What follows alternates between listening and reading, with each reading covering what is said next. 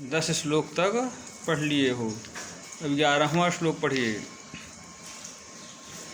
विद्या हि का ब्रह्म गति प्रदाया, विद्या हि का ब्रह्म गति प्रदाया, बोधो हि को यस्तु विमुक्ति हेतु, बोधो हि को यस्तु विमुक्ति हेतु, को लाभ आत्मावगमो हि यो वै, को लाभ आत्मावगमो हि यो वै, जितं जगत्केन मनो ह्येन, जितं जगत्केन मनो ह्येन। विद्या ही का, विद्या ही का, वास्तव में विद्या कौन सी है? वास्तव में विद्या कौन सी है? ब्रह्म गति प्रदाया, विद्या वो है जो परमात्मा को प्रदान कर दे, जो परमात्मा की प्राप्ति करा दे, विद्या वही है। विद्या ही का ब्रह्म गति प्रदाया, विद्या वही है जो विद्या परमात्मा को प्राप्त करा दे, वही विद्या ही विद्या है। और बोधो ही को, बोधो ही को, बोध यानी होता ज्ञान। तो वास्तविक ज्ञान क्या है? बोधो ही को, वास्तविक ज्ञान क्या है? तो यस्तु विमुक्त हेतु, जो मुक्ति का कारण है, जो मुक्ति करा दे, वही वास्तविक ज्ञान है। बोधो ही को यस्तु विमुक्त हेतु। को लाभ आत्मा, को लाभ, लाभ क्या है? यथार्थ लाभ क्या है? को लाभ आत्मा वगमो ह्यो वै, जो परमात्मा की प्राप्ति है वही वास्तविक लाभ है। सांसारिक कोई वस्तु मिल जाना लाभ नहीं है, जब हमें परमात्मा मिल जाए तो हमारा वही वास्तविक लाभ है।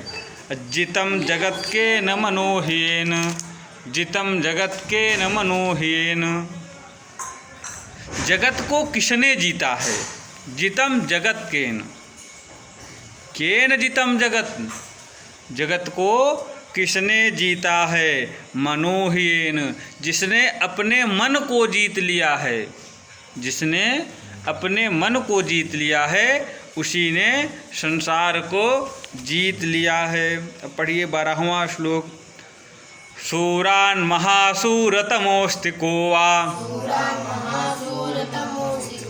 सूरान महासूरतमोस्ति को वा, मनोज बाणैर्व्यथितो नयस्तु, मनोज बाणैर्व्यथितो नयस्तु, प्राज्ञोऽथ धीरश्च समस्तु को वा, मनोज बाणैर्व्यथितो नयस्तु, प्राज्ञोऽथ धीरश्च समस्तु को वा,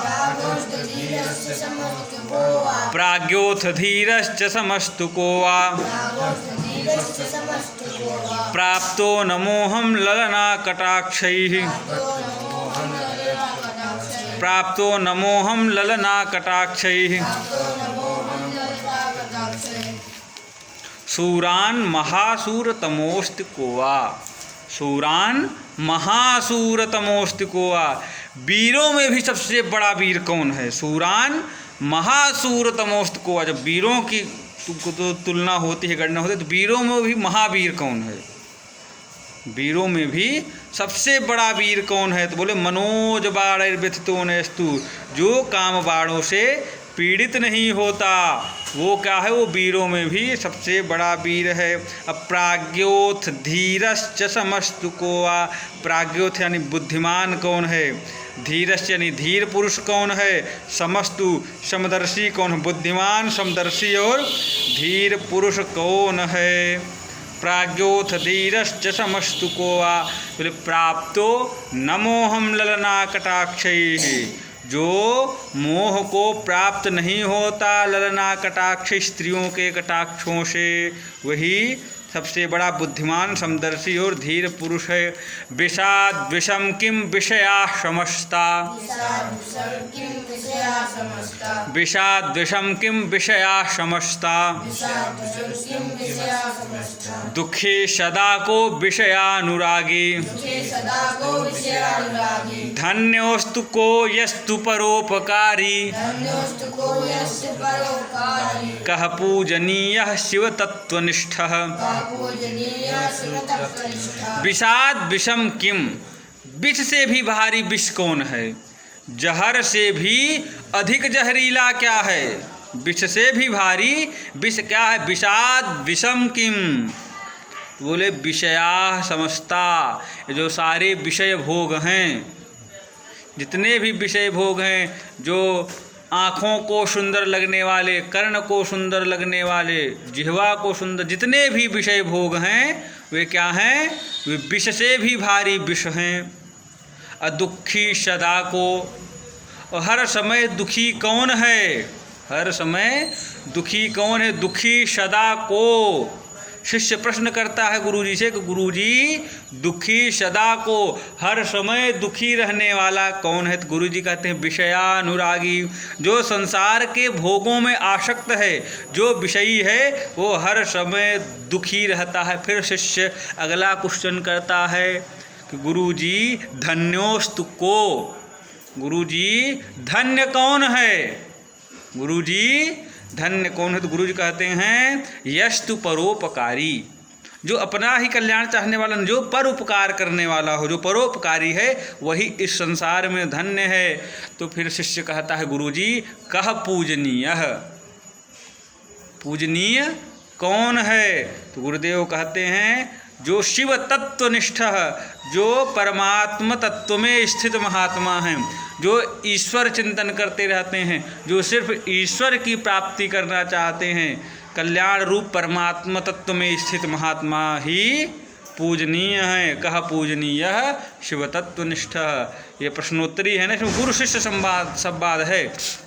शिष्य प्रश्न करते हैं, गुरुजी उन प्रश्नों का उत्तर देते हैं। तो अगला श्लोक है सर्वास्वस्था स्वपि किन्न कार्यम, किं वा विधेयं विदुषा प्रयत्नात्, स्नेहं च पापं पठनं च धर्मं, संसारमूलं हि किमस्ति चिंता। सर्वास्वस्था स्वपि किन्न कार्यम, सभी अवस्थाओं में भी, किं वा विधेयम विदुषा प्रयत्नात्, सभी अवस्थाओं में भी विद्वानों को बड़े जतन से क्या नहीं करना चाहिए और क्या करना चाहिए। विद्वानों को सभी अवस्थाओं में क्या करना चाहिए और क्या नहीं करना चाहिए। सर्वास्वस्था किन न कार्यम किम वा विधेयम विदुषा प्रयत्नात्, विद्वानों को क्या करना चाहिए और क्या नहीं करना चाहिए। बोले स्नेहम च पापम पठनम च धर्मम, क्या करना चाहिए, सद्ग्रंथों का पठन करना चाहिए, सद्ग्रंथ पढ़ना चाहिए, धर्म का पालन करना चाहिए, और क्या नहीं करना चाहिए। बोले संसार से स्नेह नहीं करना चाहिए और किसी भी प्रकार का पाप नहीं करना चाहिए। स्नेहम च पापम, स्नेहम च पापम, स्नेह और पाप नहीं करना चाहिए। और करना क्या चाहिए, पठनम च धर्मम, सद्ग्रंथों का पठन करना चाहिए और धर्म का पालन करना चाहिए। संसार से स्नेह नहीं करना चाहिए और पाप नहीं करना चाहिए। विद्वानों को हर अवस्था में करना चाहिए। संसार मूलम ही किमस्ति, संसार मूलम ही किमस्ति, संसार की जड़ क्या है, मूल, संसार का मूल क्या है। तो बोले चिंता, संसार का चिंतन करना ही संसार का मूल है, इसलिए संसार का चिंतन नहीं करना चाहिए, संसार का चिंता नहीं करना चाहिए, जो केवल परमात्म चिंता करना चाहिए, परमात्म चिंतन करना चाहिए। अगला श्लोक है विज्ञान महाविज्ञतमोस्ति को वा, नार्या पिशाच्या न च वंचितो यः, नार्या पिशाच्या न च वंचितो यः न च वंचितो यः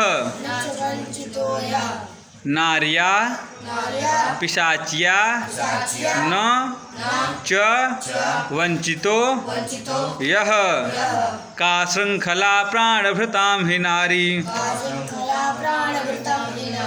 दिव्यं व्रतं किं च समस्तदैन्यम् दिव्यं व्रतं किं च समस्तदैन्यम्